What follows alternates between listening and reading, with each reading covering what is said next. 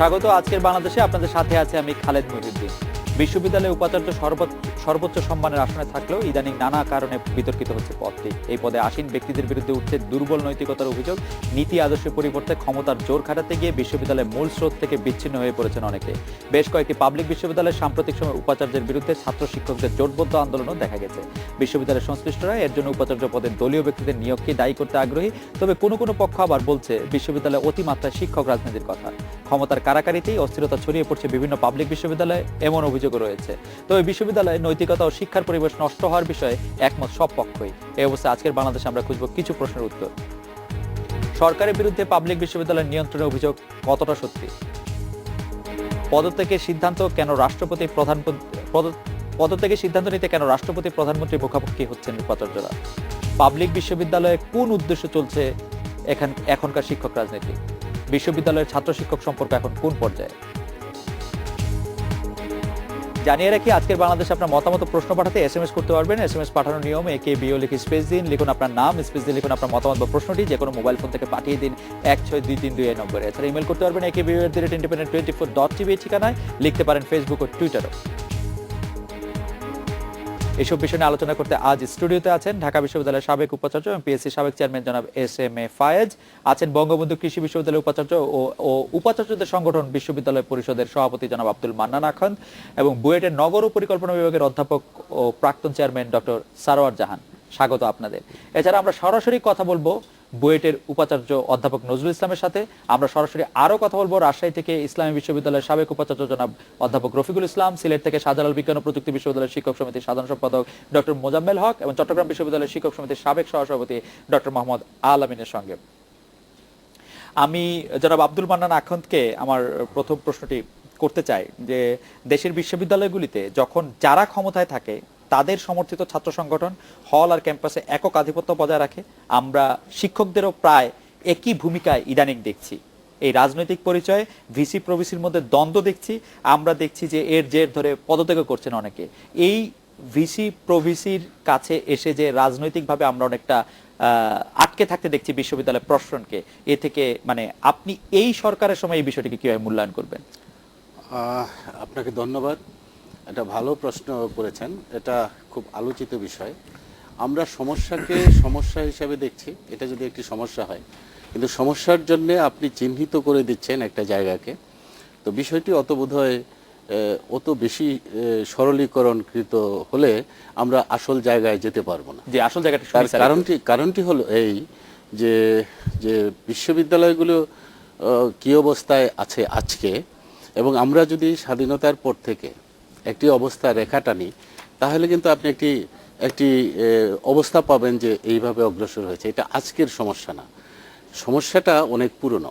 কিন্তু আজকে সমস্যাটি তীব্র। এটা হ্যাঁ, এই সময়ে মনে হচ্ছে যে দুই চারটা বিশ্ববিদ্যালয় এটা অবস্থাটি আছে, তাতে মনে হয়েছে যে তীব্র, যেহেতু সমস্যাটা এখনই আছে। কালকের কথাটা তো আমরা ভুলেই যাই। তো বিষয়টি হলো যে বাংলাদেশে যদি বিশ্ববিদ্যালয়কে সুচারুরূপে পরিচালিত করতে হয়, তাহলে বিশ্ববিদ্যালয়ের আইনকে যথাযথভাবে মেনেই করতে হবে। আর সরকার বিশ্ববিদ্যালয়, আমরা এইভাবে ভাবি যে একটা রাষ্ট্রের ভিতরে রাষ্ট্র, স্টেট উইদিন দি স্টেট, এটা বলা হয় একটা বিশ্ববিদ্যালয়কে। সেখানে ভাইস চ্যান্সেলর নিয়োগ দেন সরকার। তো সরকার বলতে রাষ্ট্রপতি, আমাদের মহামান্য রাষ্ট্রপতি, তিনি চ্যান্সেলর, তিনি নিয়োগ দেন। নিয়োগ দেওয়ার পরে বিশ্ববিদ্যালয়ে একটি আইন আছে, 73 অধ্যাদেশ। 73 অধ্যাদেশ 4টা বিশ্ববিদ্যালয় চলে, বাকিগুলোরও আইন আছে। তো আইন মেনে যথাযথভাবে কতগুলো স্ট্যাটিউটরি বডি বলি আমরা আছে, সিন্ডিকেট আছে, একাডেমিক কাউন্সিল আছে, তারপরে অর্থ কমিটি আছে ইত্যাদি। কাজে এককভাবে ভাইস চ্যান্সেলর মহোদয় বা ভাইস চ্যান্সেলর মহোদয় বিশেষভাবে বিশ্ববিদ্যালয়কে ক্ষতিগ্রস্ত করার সুযোগ কিন্তু কম। আর কোনো সরকার চায় না বিশ্ববিদ্যালয়গুলোতে অস্থিরতা থাকুক। স্যার, ঢাকা, রাজশাহী, জাহাঙ্গীরনগর এবং আরেকটি বিশ্ববিদ্যালয়ের কথা আপনি বলছিলেন, সেখানে তো স্যার 73 অধ্যাদেশ অনুযায়ী চট্টগ্রাম উপাচার্য নিয়োগ দেওয়ার কথা, কিন্তু সেটি তো দেওয়া হচ্ছে না স্যার। এটা কেন? কারণটা কি স্যার? এটাও, এই লিগেসিটাও কিন্তু, এটা স্যার আরো ভালো বলতে পারবেন, ঢাকা বিশ্ববিদ্যালয়ের ভাইস চ্যান্সেলর ছিলেন তিনি। এটাও আমরা দীর্ঘদিন যাবত এর অনুপস্থিতি দেখছি। এটা যে এখন এসে এরকম হয়েছে তা না। এর কারণগুলো বোধ হয় যে আপনি কিছুটা বলেছেনই যে শিক্ষকরা যদি শিক্ষক সুলভ আচরণ করি আমরা, কারণ মনে রাখতে হবে পাবলিক বিশ্ববিদ্যালয়গুলো আমাদের সবারই মনে রাখা উচিত যে পাবলিক বিশ্ববিদ্যালয়গুলো এদেশের জনগণের ট্যাক্সের পয়সায় চলে, সরাসরি জনগণ থেকে আমরা পয়সা নিয়ে চলি। সুতরাং তার একটি দায় দায়িত্ব দায়বদ্ধতা আছে। প্রাইভেট বিশ্ববিদ্যালয়গুলো অনেকগুলোই খুব সুন্দরভাবে অগ্রসর হচ্ছে, ভালো করতে পারছে মন্দ অবস্থার থেকে। আর পাবলিক বিশ্ববিদ্যালয়গুলো সেই জায়গাটায় তার দায় দায়িত্ব কি সেটা সম্পর্কে শিক্ষক হোক, ভাইস চ্যান্সেলর হোক, ছাত্র ছাত্রী হোক, কর্মকর্তা কর্মচারী পর্যন্ত এখন যুক্ত হয়ে যায় ভাইস চ্যান্সেলর অপসারণ করার জন্য। এটি তো একটি নৈতিকভাবে কিন্তু স্যার আপনি সমর্থনযোগ্য যে এই বিষয়। জায়গাটাতে যেতে হচ্ছে, আমাদের বেশিরভাগ শতকরা 95% শিক্ষক চাচ্ছেন একজন উপাচার্য পদ থেকে উনি সরে যাবেন, তারপরে উনি সরছেন না।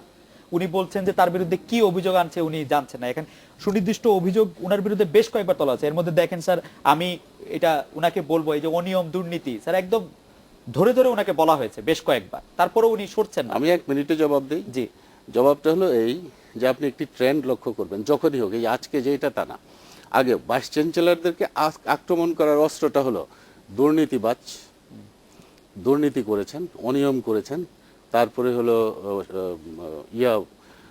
নিয়োগ বাণিজ্য করেছেন, তারপরে হলো অনৈতিক আরো কথাবার্তা এবং বক্তৃতা যখন আমরা করি শিক্ষক থেকে স্যার শুরু কি করে। বেশিরভাগ সত্য নয় স্যার? আমি মনে করি না, যে কোনো সবার প্রতি সম্মান রেখেই আমি বলছি, যারা সব শিক্ষকের প্রতি আমার কলিগ সবাই সহকর্মী, সম্মান রেখেই বলছি, সর্বতভাবে সবকিছুই সঠিক। একজন শিক্ষক স্যার কতখানি সঠিক হলে ওনার চলে যাওয়া উচিত স্যার? ন্যূনতম সঠিক হলেও চলে যাওয়া উচিত। স্যার এর মধ্যে কি ন্যূনতম সঠিক নাই? ন্যূনতম- বুয়েটের 95% শিক্ষক যে ওনাকে চলে যেতে বলছেন, এর মধ্যে কোনো সঠিক আমি নাই, এটার ব্যাপারে খুব উনি আছেন বুয়েটের স্যার। অধ্যাপক, তিনি কয়েকদিন আগে বলবেন। জাহাঙ্গীরনগর বিশ্ববিদ্যালয়ে আমি আমাদের সরাসরি- সম্মানিত শরীফ এনামুল কবির অধ্যাপক ছিলেন, উনি উনার চলে যাওয়ার ব্যাপারে যে দাবিটা উঠেছিল সেটা কি স্যার সঠিক ছিল না? সরাসরি জবাব দেওয়া মুশকিল। তবে তবে আমি সিটিং ভাইস চ্যান্সেলর হিসেবে এটা মনে করি যে আমার সহকর্মীরা যদি আমাকে না চান তাহলে আমি থাকবো না। স্যার কিন্তু ফেয়ার এনাফ স্যার। কিন্তু জি, বল। কিন্তু না চাওয়ার পিছনে যদি যথাযথ যুক্তি না থাকে এবং সত্য খুব খুব পরিষ্কারভাবে প্রতিবাদ না হয়, তাহলে পরে একজন মানুষের প্রতিবাদ করারও তো অধিকার থাকতে হবে। আমি একজন ভাইস চ্যান্সেলর হয়েছেন বলে তিনি তো তাদেরই সহকর্মী, তিনিও একজন শিক্ষক তো বটে। দুদিন আগেই ভালো ছিলেন, দুদিন পরেই এতটা খারাপ হয়ে গেল। দুদিন আগে ভালো ছিলেন না স্যার, ওনার বিরুদ্ধে অনেক দিন ধরে এই অভিযোগ চলছিল। না, না, অধ্যাপক শরীফ শিক্ষক- এনামুল কবিরের বিরুদ্ধে অনেক দিন ধরে তিনি অভিযোগ তো চলছিল। শিক্ষক ছিলেন, শিক্ষক থাকা অবস্থায় ভালো ছিলেন, ভালো বলেই ভাইস চ্যান্সেলর করা হয়েছে। স্যার এটা নাও কিন্তু- হতে পারে স্যার, এটা নাও হতে পারে। ভালো থাকলে যে শুধু ভাইস চ্যান্সেলর হবেন। স্যার আমি একটু অধ্যাপক ফয়েজের কাছে আসি। জি, স্যার জি। স্যার ভিসি নিয়োগে দলীয় পরিচয়ের ব্যাপারটা গত 2 দশক ধরেই সবচেয়ে বেশি মুখ্য। কারো কারো মতে ভিসি হওয়াটা অনেকটা দলীয় আনুগত্যের পুরস্কার। আপনার ভিসি হওয়ার অভিজ্ঞতাটা যদি বলেন স্যার, আমি একটু বিনীতভাবে জানিয়ে রাখতে চাই স্যার, আপনি ভিসি হওয়ার পর আপনি বিএনপির বাজেট মূল্যায়ন অনুষ্ঠান, ইফতার পার্টি সহ অনেক অনুষ্ঠানে স্যার আমরা আপনাকে দেখেছি। আপনি যদি একটু আগে থেকে বলেন। অবশ্যই ঢাকা ইউনিভার্সিটির উপাচার্য সরকারি যে কোনো অনুষ্ঠানে অংশগ্রহণ করবে, এটা অত্যন্ত স্বাভাবিক। তবে আমি এতটুকু বলতে পারি, যেহেতু আপনি বললেন আমার উপাচার্য হওয়ার বিষয় থেকে সামনে রেখে, জি আমি উপাচার্য হব এরকম কোনো সময় চিন্তা করিনি। কিন্তু আচ্ছা, যখন আমার কাছে প্রস্তাব আসলো, তখন আমি দেশের বাইরে, আমাকে বলা হয়েছিল যে অবিলম্বে চলে আসার জন্য। আমি বলেছিলাম যে আমার যে স্কেডিউল তার একদিন আগেও আমি আসবো না। এবং তখন যে মাননীয় প্রধানমন্ত্রী ছিলেন তাকে বলেছিলাম যে দেখেন, পদের প্রতি আমার কোনো মোহ নেই, আমি বিশ্ববিদ্যালয়ের সম্মানটাকে অক্ষুণ্ণ রাখবো, এটাই হচ্ছে আমার সবচেয়ে বড় বিষয়। একটু আগে আপনি যেটা বলছিলেন যে সরকারের নিয়ন্ত্রণ থেকে বিশ্ববিদ্যালয়কে মুক্ত রাখা, এটা ঠিক যে সরকারি বিশ্ববিদ্যালয়গুলো সরকারের বাজেট দ্বারাই পরিচালিত হচ্ছে, 90% of the fund coming from the government. But the same time বিশ্ববিদ্যালয়ের উপাচার্যের প্রধান দায়িত্ব হচ্ছে সরকার থেকে নিয়ন্ত্রণের বাইরে এই বিশ্ববিদ্যালয়কে রাখতে হবে। এটা fully academic, fully autonomous and fully Democratic process. এখানে আমাদের যে আইন কানুন তার মধ্যে দিয়ে চলবো, সরকার নিয়ন্ত্রণ করবে এমনটি কোনো সময় সম্ভব না। And I can tell you, সরকার কোনো সময় ঢাকা বিশ্ববিদ্যালয়কে নিয়ন্ত্রণ করেনি, এবং আমার বিশ্বাস এখনো সরকার ঢাকা বিশ্ববিদ্যালয়কে নিয়ন্ত্রণ করছে ঢাকা না। বিশ্ববিদ্যালয়কে সরকার কখনো ঢাকা নিয়ন্ত্রণ বিশ্ববিদ্যালয়কে নিয়ন্ত্রণ করা সম্ভব না সরকারি তরফ থেকে। It is as simple as that. Dhaka University is Dhaka University. The same way BUET is BUET. তার মানে স্যার বাংলাদেশে কোনো বিশ্ববিদ্যালয় কি সরকারের পক্ষে নিয়ন্ত্রণ করা সম্ভব না? উপাচার্য যদি সঠিক থাকেন, উপাচার্য কি সঠিক তাহলে থাকেন স্যার? থাকা উচিত। স্যার উচিত তো স্যার উচিত, এটা এবং আমি বলবো একটু আগে বলছিলেন যে উপাচার্যের, এবং আপনিও বলছিলেন উপাচার্যের যে দুর্নীতি বা অভিযোগ, আমি বলবো এই সমস্ত অভিযোগের মধ্যে যাওয়াই তো প্রয়োজন নেই। আমাদের সামনে যে অভিযোগটা সবচেয়ে বেশি গুরুত্ব পাবে, সে অভিযোগটা হচ্ছে মাননীয় উপাচার্য বিশ্ববিদ্যালয়কে পরিচালনা করতে পারছেন না। মাননীয় উপাচার্যের অধীনে বিশ্ববিদ্যালয় চলছে না, বিশ্ববিদ্যালয়ের মতো করে ফাংশন করছে না। That is enough. স্যার আপনি কি মনে করেন দেশের সবগুলি পাবলিক বিশ্ববিদ্যালয়ের মতো ফাংশন করছে? ঢাকা বিশ্ববিদ্যালয়ের মতো ফাংশন করছে? Dhaka university scenario, I have a mixed reaction about it. Dhaka university মনে করেন, এবং আপনার সময় সরকারের কোন রকম সরকার নিয়ন্ত্রণ ঢাকা বিশ্ববিদ্যালয়কে করতে পারি, কোন ধরনের কোন নিয়ন্ত্রণ ছিল না? I think so. Even when I was the chairman of the Bangladesh Public Service Commission, I was never controlled by the government. Sir আমরা খুশি হলাম যে স্যার আপনি এরকম I can challenge. স্যার আপনি এরকম বললেন। আমরা মানে এই ব্যাপারটা নিয়ে আরো একটু কথা বলতে চাবো, কিন্তু এখন একটা বিরতি নিচ্ছি, বিরতির পর ফিরে এসে এই বিষয়ে আরো কথা বলবো।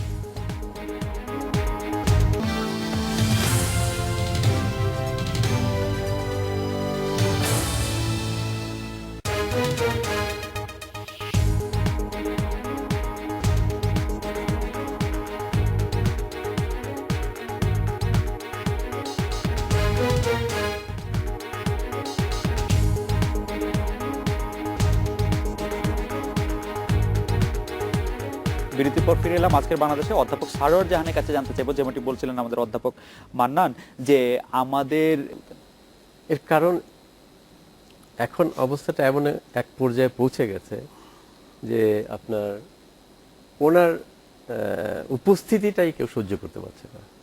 উনি এত ধরনের কাজ করেছেন যে আপনার, এবং সেটা একেবারে উনি যেদিন জয়েন করেছেন সেদিন থেকেই, আচ্ছা ওই রেজিস্টার নিয়োগ, হ্যাঁ, এবং জয়েন করার উনি আধা ঘন্টার মধ্যেই লিগ্যাল এন্ড স্টেট অফিসারকে একেবারে ভারপ্রাপ্ত রেজিস্ট্রার বানিয়ে দিলেন, যার এখনো 2014 সালের আগে সে ওগুলো কোয়ালিফাই করে না, কাছাকাছিও আসে না। এটা হলো প্রথম। তার কয়েকদিনের মধ্যে আবার উনি যেটা করলেন, আগের ভাইস চ্যান্সেলর আপনার ট্রেডিশন অনুযায়ী আমাদের একটা প্ল্যানিং অ্যান্ড ডেভেলপমেন্ট ডিপার্টমেন্ট আছে, তার ডাইরেক্টর নিয়োগ দিয়ে গেছিলেন। তো উনি কিছুদিন দেরি করছিলেন, তো উনি এসেই সেটা বাতিল করে দিলেন আর কি। তো এই ধরনের এই আসার পর থেকেই এই ঘটনাগুলো ঘটতে থাকে, এবং যেটা দেখা যায় যে এই ঘটনা কিন্তু থেমে থাকে আপনার, এরপরে আরও অনেক ঘটনা ঘটতে থাকে। এবং যে বিষয়টা অ্যাকচুয়ালি সবার আসলে যেটা নাড়া দিয়েছে সেটা হচ্ছে যে আমরা বিশ্ববিদ্যালয় বুয়েট কখনোই কিন্তু রাজনীতি ভিতরে আমরা করি না। সবার মতামত থাকতে পারে, বাইরে গিয়ে মতামত ব্যক্ত করতে পারে, কিন্তু বুয়েটের ভিতরে আমরা মানে কোনো ডিসিশন মেকিংয়ে কোনো কিছুতে রাজনীতি নিয়ে আসি না। এবং এটা কিন্তু বুয়েটের অর্ডিন্যান্স থেকে আছে।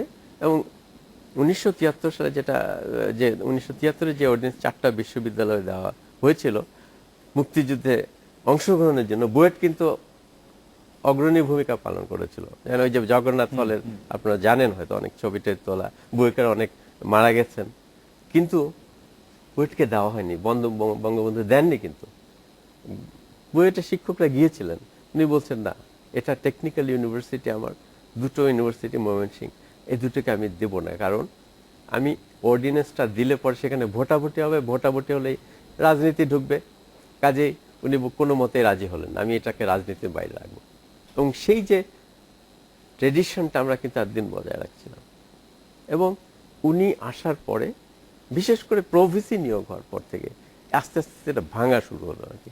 এবং ইন্টারেস্টিং যেটা কথা, সবচেয়ে মানে দুঃখ লেগেছে শিক্ষকদের, যে প্রভিসি যখন নিয়োগ হয় তখন কিন্তু শিক্ষক সমিতির প্রেসিডেন্ট ছিলেন তিনি।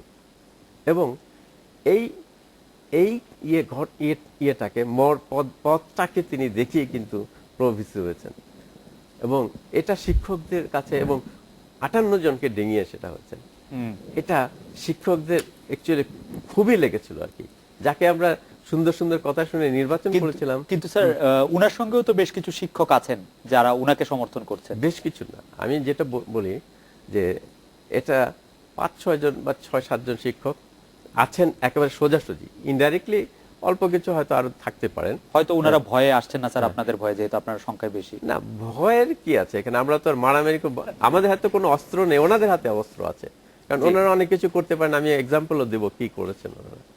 তো আমাদের সঙ্গে এখন আছেন বুয়েটের উপাচার্য অধ্যাপক নজরুল ইসলাম। জনাব অধ্যাপক নজরুল ইসলাম, আপনাকে স্বাগত আমাদের অনুষ্ঠানে। স্যার, আপনি নিশ্চয়ই শুনছিলেন অধ্যাপক সারোয়ার জাহান বলছিলেন যে আপনার বিরুদ্ধে যে প্রধান অভিযোগ, সেই প্রধান অভিযোগ হচ্ছে রাজনীতিকরণের। যে বুয়েটে কখনো কোনো রাজনীতি ছিল না, আপনি নিয়োগ পাওয়ার পরপরই সেখান থেকে রাজনীতিকরণের প্রক্রিয়ার মধ্যে দিয়ে বুয়েটকে নিয়ে গেছেন, এবং বুয়েটের আজকের যে অচল অবস্থা, বুয়েট যে বন্ধ, তার জন্য স্যার আপনি দায়ী বলে মনে করছেন শিক্ষকদের শতকরা 95% অংশ। স্যার, আপনি কি মনে করছেন বা কি বলবেন স্যার এই সম্পর্কে? আমি প্রথমে কথাটা বলবো, এর সম্পূর্ণ অসত্য কথা। বুয়েট রাজনীতি মুক্ত। এটা বঙ্গবন্ধু, জাতির জনক বঙ্গবন্ধু শেখ মুজিবুর রহমানের কাছে আমরা গিয়েছিলাম অর্ডিন্যান্স পাওয়ার জন্য। তিনি আমাদের অর্ডিন্যান্স দেন নাই, এবং আমিও তখন সেই কমিটির সদস্য ছিলাম। কিন্তু তিনি বলেছিলেন যে বুয়েটটাকে সুন্দরভাবে গড়ে তুলতে হবে, যেখানে পেশাজীবীরা সৃষ্টি হবে, যারা দেশের কাজে সম্পূর্ণ আত্মনিয়োগ করে দেশকে সুন্দর করতে হবে। তার জন্য আমরা অর্ডিন্যান্স পাইনি, এবং সেই মোতাবেক আমরা কাজ করে আসছি। আমি তখন লেকচারার ছিলাম। স্যার, বুয়েটকে আপনি সেই হিসেবে আমি তো সেই স্যার মাফ করবেন স্যার, বুয়েটকে আপনি রাজনীতি মুক্ত বলছেন, কিন্তু স্যার বুয়েটে এখন একটি পরিষদ আছে যেটার নাম হচ্ছে বঙ্গবন্ধু পরিষদ। সেই বঙ্গবন্ধু পরিষদের ব্যানারে একটা নৈরাজ্যের অভিযোগ আমরা বেশিরভাগ সময় শুনছি, এবং বিভিন্ন জায়গায় বিভিন্ন গোষ্ঠীর কর্মকর্তা কর্মচারীদের নিয়োগ দেওয়ার একটি প্রক্রিয়া আমরা দেখতে পাচ্ছি। আপনি স্যার নিযুক্ত হওয়ার 1 ঘন্টার মধ্যে রেজিস্ট্রার পদে যাকে নিয়োগ দিয়েছিলেন তার নিয়োগ নিয়ে স্যার অনেক রকম প্রশ্ন উঠেছে, এবং বেশিরভাগ শিক্ষক, আমি আবারও বলছি স্যার, শতকরা 95% শিক্ষক যদি এরকম হয়েও থাকে যে আপনার বিপক্ষে বলছেন, এটা কি স্যার সম্পূর্ণই কাকতালীয় বা কোনো অন্য কোনো কিছু? যে কথাটা বলছে এটা সম্পূর্ণই বানোয়াট, এবং কথাটা সঠিক নয়। এবং আমি আধা ঘন্টার ভিতরে কাকে নিয়োগ দিয়েছি সেটা আপনাদের জানা দরকার। কারণ আমি যখন ভাইস চ্যান্সেলর হিসেবে জয়েন করি, জয়েন করার 2 দিন আগে প্রত্যেকটা পদে আমার পূর্বের ভাইস চ্যান্সেলর কোনো না কোনো শিক্ষককে নিয়োগ দিয়ে যান। তদ্রূপ রেজিস্ট্রার পদেও কন্ট্রোলারকে নিয়োগ দিয়ে যান, ডিআরএস হিসাবে একজনকে নিয়োগ দিয়ে যান, ডাইরেক্টর অফ প্ল্যানিংয়ে একজনকে নিয়োগ দিয়ে যান, এবং ডিএসডব্লিউ হিসাবে একজনকে নিয়োগ দিয়ে যান। এটা আমি জয়েন করার কয়েকদিন আগে। অথচ উচিত ছিল যে নতুন ভাইস চ্যান্সেলর আসতেছে, এই পদগুলো শিক্ষকদের ভিতর থেকেই তো হয়। সুতরাং ভাইস চ্যান্সেলর এসে শিক্ষকদের থেকে তার পছন্দ মতো শিক্ষক নিয়ে এটা করবে, যাতে প্রশাসনটা সুন্দরভাবে চালানো যায়। তাও আমি কোনো অসুবিধা ফিল করিনি। কিন্তু যখন আমি জয়েন করলাম, তখন যিনি রেজিস্ট্রারে যিনি ছিলেন, 2 দিন আগে তাকে রিলিজ দিয়ে দেওয়া হয়েছে, এবং কন্ট্রোলারকে সেখানে নিয়োগ দেওয়া হয়েছে। কন্ট্রোলার আপনি জানেন ফাইন্যান্সটা পুরা দেখে। আমি জয়েন করার পরেই তিনি আমাকে বললেন যে আমি কন্ট্রোলারের দায়িত্বে অনেক ভারপ্রাপ্ত, অনেক কাজ, সুতরাং আমাকে এই কাজ। স্যার আপনি বলছেন যে এই বিষয়ে কোনো অনিয়ম হয়নি, কিন্তু স্যার একটা বিষয় কি স্যার আপনি একটু বলবেন? বেশিরভাগ শিক্ষক, বেশিরভাগ ছাত্র, বেশিরভাগ কর্মকর্তা কর্মচারী চাইছেন আপনি আর এই পদে থাকবেন না, তারপরও আপনি বলছেন যদি রাষ্ট্রপতি মনে করেন তাইলেই শুধু আপনি পদটি ছাড়বেন। আপনি শুধু নির্বাহী আদেশটিকে এত গুরুত্ব দিচ্ছেন, এতজন লোকের চাওয়া গুরুত্ব কেন দিচ্ছেন না স্যার? এত লোকজনে চাচ্ছে না, এটা একটা মিসনোমার আমি বলবো। কারণ আপনি জানেন না এরা কতগুলো। স্যার, ইংরেজি শব্দটা বুঝি নাই স্যার, আপনি কি বললেন স্যার? এটা একটা যারা কথাটা বলছে যে এতগুলা লোকে চাচ্ছে, এই কথাটা সত্য নয়। এই কথাটা সত্য নয় এই কারণে যে আমাদের এখানে প্রথম যখন আন্দোলন করা হয় তখন কিন্তু মাত্র কয়েকজন শিক্ষক আন্দোলন করেছিল, কিন্তু তারা যে অভিযোগগুলো নিয়ে এসেছিল সেই অভিযোগগুলোর ভিত্তিতে কিন্তু তারা আমার বিরুদ্ধে পদত্যাগ নিয়ে এসেছিল। কিন্তু অভিযোগ ছিল মাত্র 2টা, সেই অভিযোগ আস্তে আস্তে বাড়তে বাড়তে 17টা হয়ে যায়। কিন্তু তখন আস্তে আস্তে তারা শিক্ষকদের, প্রথম থেকে শিক্ষক খুবই কম ছিল, কিন্তু আস্তে আস্তে শিক্ষক তারা শিক্ষক সমিতি সকলকে তাদের দিকে দলে আনে এবং স্যার তারা কিভাবে এটা দলে স্যার ভারী হতে কিভাবে থাকে। শিক্ষকের সংখ্যা কিভাবে বাড়ছে স্যার, মানে এই আন্দোলনরত শিক্ষকের সংখ্যা? এখানে দেখেন বইয়েরটা এমন একটা, আপনার আগেই বলেছি, এটা রাজনীতি নয় এখানে। সুতরাং এখানকার অধিকাংশ শিক্ষক, 90% শিক্ষকই রাজনীতি বিমুখ। সুতরাং তারা শিক্ষক সমিতি কি করলো বা করলো না এটা কেউ খেয়ালও রাখে না। যারা সমিতির মিটিংয়ে যায় কথা বলে মাত্র 2-3 জন, আর বাকিগুলো কিছু শোনে। সুতরাং ওই 2-3 জন যে কথা বলে, যখন তারা রেজলিউশন লেখে তখনও কিন্তু তারা ওই অন্যভাবে লেখে, যা পরে সকলের জন্য বাইন্ডিং হয়ে যায়। আমি ওই শিক্ষক সমিতির প্রেসিডেন্ট ছিলাম এক সময়, কিন্তু তখন আমরা দেখেছি যারা এখানে উপস্থিত থাকেন তারা কেউই কথা বলেন না, এবং প্রেসিডেন্ট সেক্রেটারি যে সিদ্ধান্ত লিখে দেন সেই সিদ্ধান্ত সকলে গ্রহণ করে নিয়ে যায়। জি স্যার, আপনি বলছেন এভাবেই যে চলে আসে। জি স্যার, আপনি বলছেন যে এটা 2-3 জন বা কয়েকজন শিক্ষকের, মানে শিক্ষকের চাওয়া, এবং বাকিরা শুধু ফলো করছে তাদের। তারা ফলো করে থাকে, এটাই এখানে হয়ে আসছে জি স্যার। আজীবন। আমি দেখে আসছি আমার এই জি স্যার। 47 বছরের জীবনে এখানে দেখে আসছি। জি স্যার, আপনাকে অনেক ধন্যবাদ, আপনি আমাদের সঙ্গেই থাকবেন। আমরা একটু মানে আবার এই বিষয়টা নিয়ে আলোচনা করব। আমাদের ভাইস চ্যান্সেলর স্যার সরাসরি বললেন যে আপনারা প্রভাবিত করে থাকেন নানাভাবে, এবং যেহেতু বুয়েটটা একটু রাজনীতি বিমুখ প্রতিষ্ঠান, সেহেতু আপনাদের কয়েকজনের কথায় বেশিরভাগ শিক্ষক আলোচনা করছেন। অধ্যাপক সারোয়ার জাহান যদি একটু রেসপন্স করতেন। আসলে মানে এটা রেসপন্স করাও খুব ডিফিকাল্ট, বিকজ উনি যেহেতু প্রেসিডেন্ট ছিলেন, উনি জানেন কিভাবে ডিসিশন হয়, এবং উনি তো নিশ্চয়ই জানেন বুয়েটের যারা শিক্ষক তারা হচ্ছে বুয়েট থেকেই সবচেয়ে বেস্ট স্টুডেন্টসগুলো শিক্ষক হয়, এবং বুয়েটের শিক্ষকরা সারা দুনিয়ার মোস্ট অফ দি ওয়েস্টার্ন ওয়ার্ল্ডের বিভিন্ন ইউনিভার্সিটি থেকে পিএইচডি করে এসছে। তো কাজেই এটা মানে এটা হাস্যকর ব্যাপার যে 2-1 জন বলবেন আর ওনারা ভেড়ার পালের মতো ওনাদের পিছে যাবেন। এটা মানে আমার মনে হয় না, যেখানে এটা honorable vice chancellor এই কমেন্টটা করা ঠিক না। পদ্মা ব্রিজ, আবার আপনার যে কোনো সরকারের আপনার জি স্যার, অধ্যাপক ফায়েজও বলছিলেন যে এটি এটা আসলে এরকম কমেন্ট উপাচার্য মহোদয়ের করা একেবারেই সমীচীন না। যে মানে কেননা ওনাকে বিশ্ববিদ্যালয়ের শিক্ষক, তাঁর বিশ্ববিদ্যালয়ের যে শিক্ষক, তাদের প্রতি রেসপেক্টফুল অবশ্যই থাকতে হবে, এবং he should be proud of his teachers. যে অধ্যাপক মান্নানের সম্পর্কে কিছু বলবেন। উনি একটা বলেছেন যে আসলে বেশিরভাগই রাজনীতি বিমুখ, সুতরাং 1 জন বা 2 জন 3 জন লিড নিয়ে কিছু কথা বলার পরে বেশিরভাগ লোকজন ফলো করে। তারপরেও আমি মনে করি সহকর্মী হিসাবে একটা বিশ্ববিদ্যালয়ের শিক্ষক যারা, জি তারা যেটাই করুক তার প্রতি রেসপেক্ট থাকবে, সবারই থাকা উচিত। স্যার, আপনি আমাদেরকে শুনছিলেন যে আমাদের প্যানেলে যারা আছেন তাদের বেশিরভাগই কিন্তু মনে করছেন যে আপনি যে ধারণাটা পোষণ করছেন আপনার সহকর্মীদের সম্পর্কে সেটি হয়তো ঠিক হচ্ছে না, কারণ বুয়েটের সম্মানিত শিক্ষকদের সম্পর্কে আপনি মনে করছেন যে 2-3 জনের সিদ্ধান্তই বাকিরা ফলো করছে, এটি হয়তো ঠিক নয়। শোনেন, এখানে আমি আপনার যদি আগে সবসময় দেখা যায় আমাদের শিক্ষক সংখ্যা হলো 500। জি স্যার। শিক্ষক সংখ্যা 500, অ্যারাউন্ড 500, কিন্তু মিটিংয়ে এখন তো আন্দোলনের জন্য এখন হয়তো 200-র মতন আসে, কিন্তু আগে 40-50 জন এর বেশি আসতো না। এবং যখন মিটিং দেওয়া হতো টাইম, বসে থাকতে হতো, এবং 1 ঘন্টা পরে কোরাম হতো। আমাদের ইউনিভার্সিটির টিচাররা টাইম বসে থাকতে হতো, এবং 1 ঘন্টা পরে কোরাম হতো।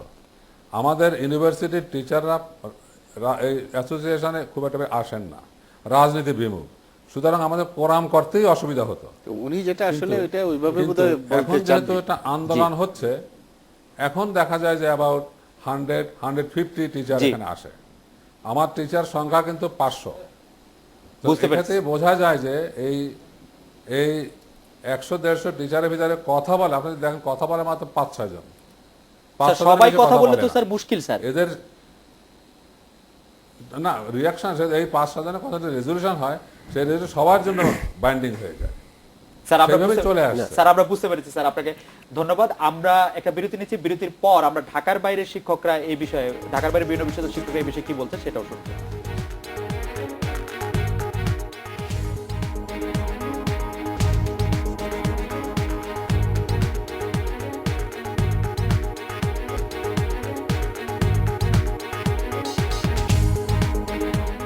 বিরতির পর ফিরে এলাম আজকের বাংলাদেশে। আমরা এই মুহূর্তে রাজশাহী থেকে ইসলামী বিশ্ববিদ্যালয়ের সাবেক উপাচার্য জনাব অধ্যাপক রফিকুল ইসলামের কাছে জানতে চাইবো যে উপাচার্যদের দলীয় আনুগত্য বা পরিচয় দায়িত্ব পালনের ক্ষেত্রে কোনো বাধা সৃষ্টি করে কিনা, একই প্রশ্ন আমরা অন্য জায়গায় জানতে চাইবো। প্রথমে স্যার যদি একটু বলতেন রাজশাহী থেকে।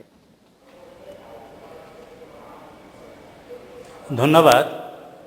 আসলে উপাচার্যদের দায়িত্ব পালনে যেটা মনে করা হয় যে কর্তৃপক্ষ, বিশেষ করে সরকারের যিনি শীর্ষস্থানীয় ব্যক্তি, তিনি প্রভাব বিস্তার করেন কিনা, কিন্তু আমি উপাচার্য থাকা অবস্থায় যেটা দেখছি, কখনো এই ধরনের প্রভাব সরাসরি আসে না। উপাচার্যরা তাদের স্বাধীনভাবেই কাজ করতে পারেন, তবে তাদের স্থানীয় কিছু চাপ থাকতে পারে। কিন্তু বর্তমান সময়ে একটা ভিন্ন অবস্থা আমরা লক্ষ্য করছি। মনে হচ্ছে সবগুলো উপাচার্য একটা বিশেষ এজেন্ডা বাস্তবায়নের জন্য দায়িত্ব নিয়েছেন। আপনি বুয়েটের অবস্থা দেখছেন, জাহাঙ্গীরনগর, অন্যান্য বিশ্ববিদ্যালয়, বিশেষ করে রাজশাহী বিশ্ববিদ্যালয়, এটার মারাত্মক পরিস্থিতি আপনি দেখতে পাচ্ছেন। রাজশাহী বিশ্ববিদ্যালয়ে বর্তমানে উপাচার্য দায়িত্ব গ্রহণের পর থেকে বিরোধী মতের সকল শিক্ষককে, বিশেষ করে যারা প্রাধ্যক্ষ ছিলেন, প্রশাসক ছিলেন, তাদেরকে অব্যাহতি দেন এবং যারা পরিচালক ছিলেন তাদের পদত্যাগ করতে বাধ্য করেন। সবগুলো হলকে একটি বিশেষ ছাত্র দ্বারা দখল করে অন্যান্য সংগঠন, ছাত্র সংগঠনকে বিতাড়িত করেন। এমত অবস্থায় এটা আমি মনে করি যে তাদের একটা বিশেষ এজেন্ডা বাস্তবায়নের লক্ষ্য নেই, তারা এই কাজগুলো করছেন। আর জি স্যার, আপনাকে অনেক ধন্যবাদ। আপনার বক্তব্য আপনি অনেক পরিষ্কার করে তুলে ধরেছেন যে রাজশাহী বিশ্ববিদ্যালয়ের কথা। আমরা একটু মান্নান স্যারের কাছে এটি পরে শুনবো। আমরা সিলেট থেকে শাহজালাল বিজ্ঞান ও প্রযুক্তি বিশ্ববিদ্যালয়ের সাধারণ সম্পাদক ডক্টর মোজাম্মেল হকের কাছে এই প্রসঙ্গে জানতে চাইব। ডক্টর মোজাম্মেল হক।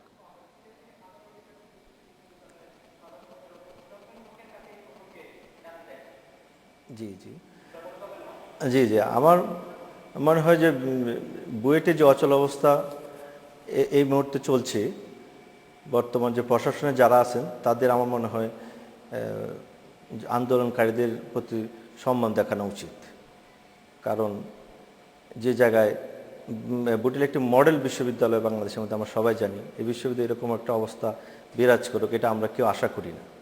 আমরা আশা করি কর্তৃপক্ষ এ ব্যাপারে ওনাদের সুন্দর মতামত, সুন্দর ডিসিশন নেবেন। আপনাকে ধন্যবাদ ডক্টর হক। আমরা কথা বলছি চট্টগ্রাম বিশ্ববিদ্যালয়ের অধ্যাপক মোহাম্মদ আলামিনের সঙ্গে। জনাব মোহাম্মদ আলামিন, এই বিষয়ে আপনার মন্তব্য জানতে চাইব।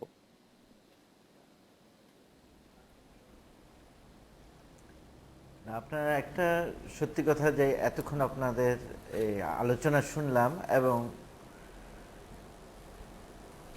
এবং এছাড়া যেই কথাটা আমার সবচেয়ে ইম্পর্টেন্ট বলা দরকার, সেটা বিশ্ববিদ্যালয়ের ভাইস চ্যান্সেলর একটা ইনস্টিটিউশন, তেমনি শিক্ষক সমিতিও একটা ইনস্টিটিউশন। এখন ভাইস চ্যান্সেলর এবং শিক্ষক সমিতির যদি সঠিকভাবে যদি আপনার যোগসূত্র না রচিত হয়, সেখানে অবশ্যই এক ধরনের অসুবিধা সৃষ্টি হবে এবং ওই সৃষ্টি হওয়ার কারণেই আসলে বিশ্ববিদ্যালয়গুলোতে অনেক সময় অশান্তির সৃষ্টি হয়।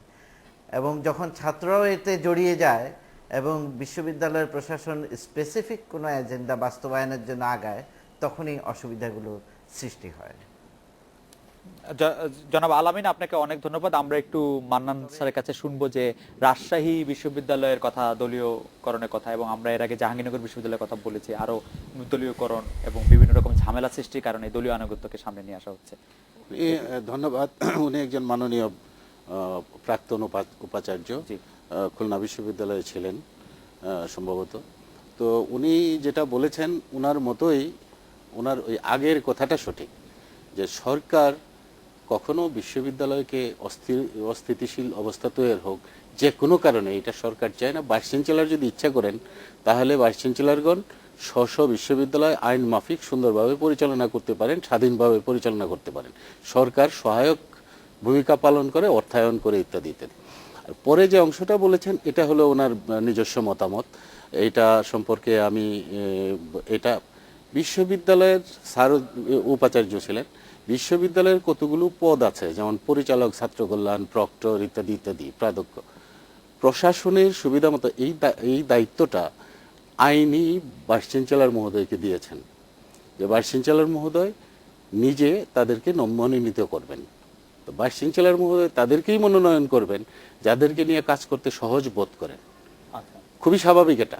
এইটা দলীয়করণ বা এই জাতীয় বিষয়, এখন যে কোনো ভাইস চ্যান্সেলর এই কাজটি করবেন যাতে তিনি সহজভাবে প্রশাসন পরিচালনা করতে পারেন। তবে আমি মনে করি মাননীয় উপাচার্যের সবচেয়ে বড়, সবচেয়ে গুরুত্বপূর্ণ যে বিষয় সেটা হচ্ছে সবাইকে নিয়ে, সবার মতামতকে একত্র করে চলার চেষ্টা করা, সেইটা কাউকে ইগনোর না করা। কাউকে ignore না। ওনার খুবই সত্য। প্রতিপক্ষ কেউ না, সব শিক্ষকই যে মতামত সেটাকে গুরুত্ব সহকারে দেখতে হবে, এবং কোনো রকম দলীয় দৃষ্টিভঙ্গি যারা ভিতরে আছে তাদেরকে নিয়ে গুরুত্ব সহকারে দেখা, এটা কোনোভাবেই সমীচীন নয়। স্যার, আমরা বুয়েটের আন্দোলন প্রসঙ্গে আবার ফিরে আসি। স্যার, বুয়েটের আন্দোলন প্রসঙ্গে একটি প্রশ্ন প্রায়ই উঠছে যে আপনাদের শিক্ষকদের আন্দোলন, যে উপাচার্য পদে থাকবেন কি থাকবে না, কিন্তু তার সঙ্গে ছাত্র বা কর্মকর্তা কর্মচারীদের জড়িত করা, এটি ঠিক হয়েছে কিনা? অনেক ক্ষেত্রে আমরা অনেক বিতর্কও শুনছি যে আপনাদের কাছে অনেক সেশনালের নাম্বার রয়েছে, তার নাম্বারের ব্যাপারটাও এর সাথে এসে যাচ্ছে কিনা।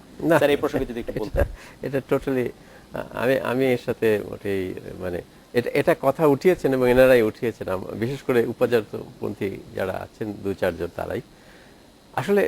আমরা কিন্তু ছাত্রদেরকে কখনোই আমাদের সাথে সংশ্লিষ্ট হতে বলিনি, বা ইভেন আপনার গত ওই যে এপ্রিল মে যখন আমাদের চলছিল, তখন কিন্তু প্রচুর ছাত্র আমাদের কাছে এসছিল এবং যে আমাদেরকে নেন, আমরা বলি না, আমাদের সমস্যা আমাদেরকে সমাধান করতে দাও, আমরা কিন্তু তাদেরকে সাথে নেইনি। এখন প্রশ্নটা হচ্ছে যে ছাত্ররা কেন আসছে? কারণ ছাত্ররা কিন্তু জাস্ট আমরা আন্দোলন করছি সেই জন্য আসছে না, তাদেরও অনেক গ্রিভেন্স আছে এবং তারাও দেখেছে যে আপনার হলে যেসব কাণ্ড হচ্ছে এবং এই প্রশাসনের সাথে তাদের প্রত্যক্ষ যোগসূত্র আছে।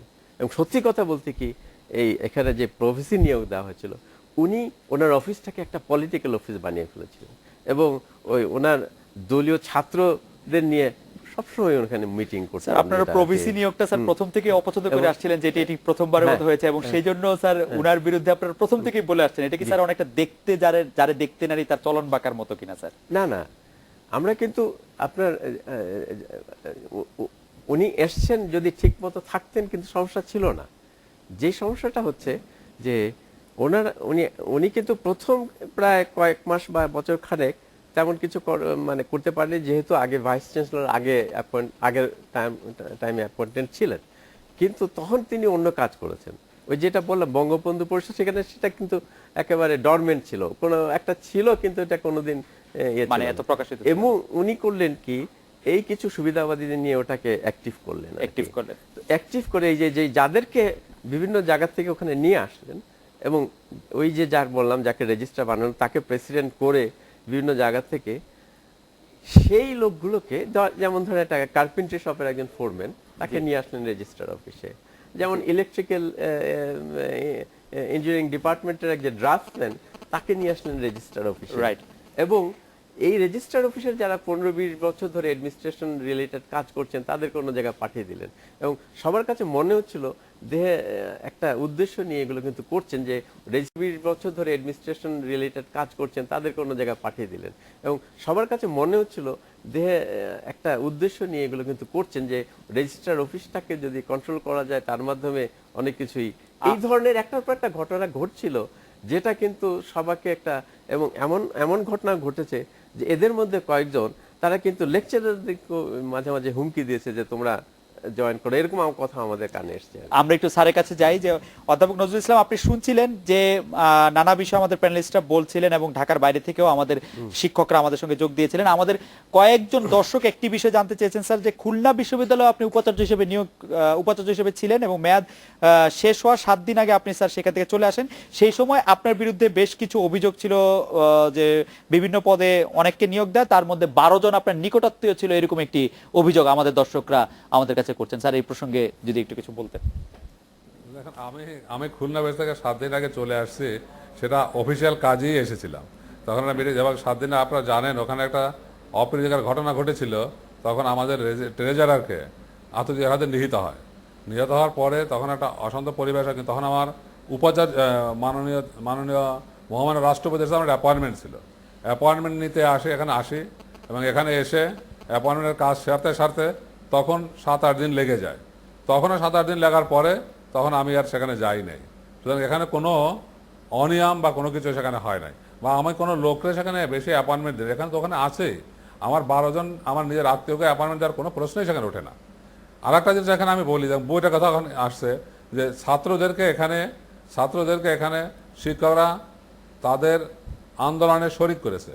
লিফলেট দিয়ে প্রত্যেক রুমে ছাত্রদেরকে আমন্ত্রণ জানাইছে, লিফলেট দিয়ে কর্মচারীদের আমন্ত্রণ জানাইছে, লিফলেট দিয়ে কর্মকর্তার আমন্ত্রণ জানাইছে এবং তাদেরকে বারবার মিটিং করে তারপর তাদেরকে দলে যোগদান করানো হয়েছে। এভাবে তাদেরকে, ছাত্রদেরকে, কর্মচারীদেরকে, বিভিন্ন সংগঠনের লোককে আমাদের শিক্ষকরা এক কাতারে নিয়ে আসছে এই পদত্যাগের দাবি আদায় করার জন্য। আর একটা জিনিস আপনাদের বলে রাখি, বুয়েট কিন্তু অন্যান্য ইউনিভার্সিটির মতো নয়। বুয়েট অন্য সম্পূর্ণ ডিফারেন্ট। কারণ এখানে কিন্তু আমরা যে টিচার্স অ্যাসোসিয়েশন ফর্ম করি, সে ফর্ম কিন্তু অনেক সময় দেখা যায় কেউ এখানে ইলেকশন করে না, যার সময় মনোনয়নের ভিতরে চলে আসে। অবশ্য গতবারই একমাত্র এখানে ইলেকশন হয়েছে, এর আগে কিন্তু খুব একটা বেশি ইলেকশন হয় নাই। সুতরাং বুয়েটের সাধারণ টিচাররা এই ইলেকশন সম্বন্ধে কিন্তু অতটা সচেতন নয়। এই জন্যে আমি বলেছিলাম যে এখানে শিক্ষক সমিতি যারা থাকে, শিক্ষক সমিতি যেসব সিদ্ধান্ত নেওয়া হয়, অল্প সংখ্যক সিদ্ধান্ত নেওয়ার পরে এটা সমগ্র শিক্ষকের কাছে যখন চলে যায় তখন সমগ্র শিক্ষকেরা বাধ্যতামূলক হয়ে যায়। আমার ব্যাপারে এখানে যে বলা হয়েছে যে 16টা অভিযোগ নিয়ে এসেছে, 16টা অভিযোগ শিক্ষকদের ভিতরে এমনভাবে প্রচারিত হয়েছে যে 16টা অভিযোগ সত্য এবং 16টা অভিযোগ আমি অন্যায় করেছি, এই জন্য তারা অনেক শিক্ষকদেরকে তাদের সম্পৃক্ত করতে পেরেছিল।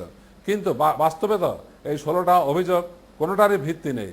এটা তদন্ত করা হয়েছে, সিন্ডিকেট দেখেছে এবং মিনিস্টারের একজন সেক্রেটারি এবং ইউজিসির একজন মেম্বার তারা তদন্ত করে দেখেছে এর কোনো সত্যতা নাই। সুতরাং যখন সত্যতা নাই তখন কিন্তু টিচারদের ভিতরে একটা রিয়াকশন হলো যে না, যেখানে সত্যতা নাই সেখানে কেন এই স্যারের বিরুদ্ধে আমরা লেগেছে। এখন কিন্তু অনেক দ্বিধাবিভক্ত আছে অনেকেই। এখন আপনি বলছেন যে 95, আমি 95% না, এটা আবার 30%, 70%-এর মধ্যে দেখা যাবে যে এইভাবে চলে আসবে। আমাকে যার কারণে তাকে বলতে জানে এই অভিযোগ সম্বন্ধে, আমি মনে করি সমগ্র টিচারই আমার পক্ষে চলে আসবে এবং বলবে যে না, স্যার কোনো অপরাধ করে নাই, অন্যায় করে নাই। ঠিক আছে স্যার, আপনাকে অনেক ধন্যবাদ। আমরা শুনলাম। আমরা একটা বিরতি নিচ্ছি, বিরতির পর ফিরে এসে অধ্যাপক সারোজান, অধ্যাপক ফায়েজকে একটু শুনবো। আমরা একটা বিরতি নিচ্ছি।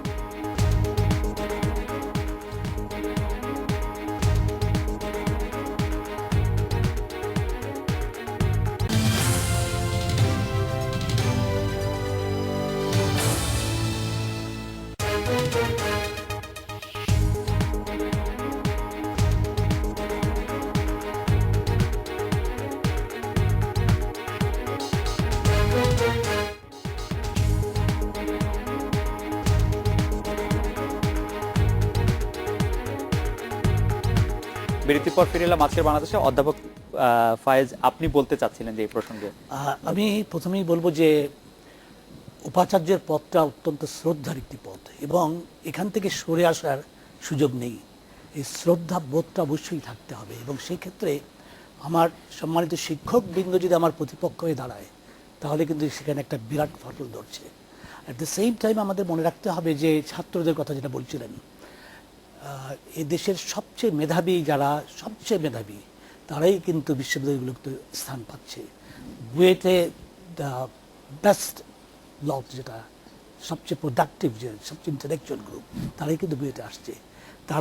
তাদেরকে এবং যারা শিক্ষক তারা কারা সেটাও দেখতে হবে। আমার জন্য এটা বিশ্বাস করতে খুবই কষ্ট হয় যে বুয়েটের শিক্ষকরা লিফলেট ডিস্ট্রিবিউট করে ছাত্রদেরকে আহ্বান করবে আসার জন্য, আবার এট দ্য সেম টাইম বিশ্বাস করতে কষ্ট হয় যে ছাত্ররা এরকম একটা লিফলেটকে অ্যাপিলে তারা সাড়া দেবে। আমি কোনোটাই বিশ্বাস করি না। আমি মনে করি না যে বিশ্ববিদ্যালয়ের শিক্ষকরা এটা করতে পারেন।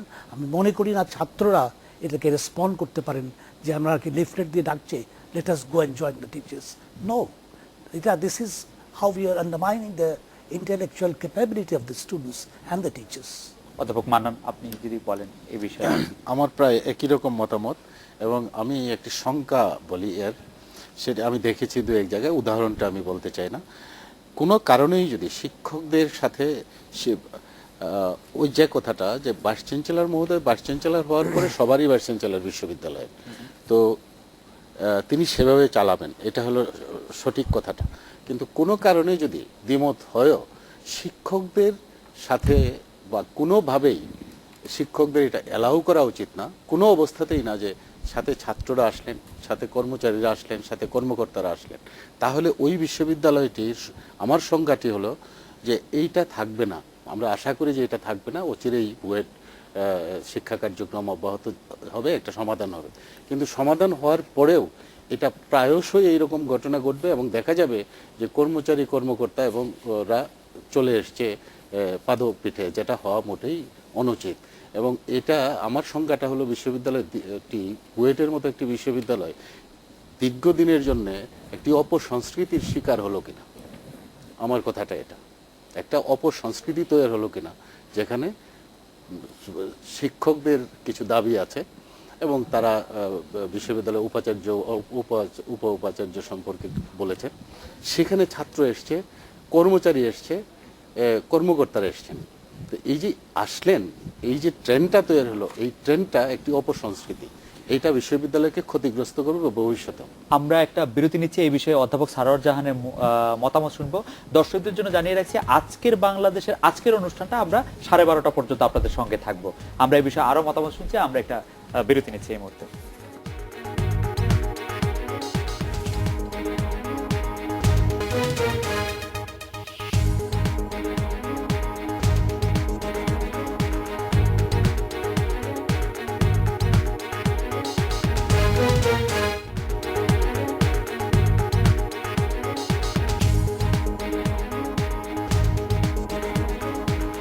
বিরতির পর ফিরে এলাম। আজকের বাংলাদেশে অধ্যাপক সারোয়ার জাহানের কাছে কিছু বিষয় জানতে চাইবো যে আমাদের স্যার, উপাচার্য স্যার বলেছেন যে আপনারা ছাত্রদেরকে লিফলেটের পর, ছাত্রদের কর্মচারীদেরকে লিফলেটের পর লিফলেট দিয়েছেন, শিক্ষকদেরকে বিভ্রান্ত করেছেন, এবং অনেক ক্ষেত্রেই তদন্ত হওয়ার পরে বোঝা যাচ্ছে যে শিক্ষকরা স্যারের বিপক্ষে এভাবে কথা বলছেন না এবং ধীরে ধীরে অবস্থা পাল্টাচ্ছে। আমাদের আখন স্যার বলেছেন যে বুয়েটের ক্ষেত্রে আমরা এরকম ছাত্র শিক্ষক কর্মচারীদের ঐক্যবদ্ধ আন্দোলনের পরে কোনো একটা ভবিষ্যতের একটা আমি অপসংস্কৃতির বীজ বপন করলাম কিনা, যেটা আমাদের করা উচিত হয় না। আমাদের ফায়ার স্যার বলেছেন যে আজকের ছাত্রদের পক্ষে ছাত্রদেরকে প্রভাবিত করে কোনো একটা খারাপ কাজে বা সকল খারাপ কাজে জড়িত করা আসলে এত সহজ নয়। সবগুলি বিষয় নিয়ে যদি আপনি একটু বলতেন।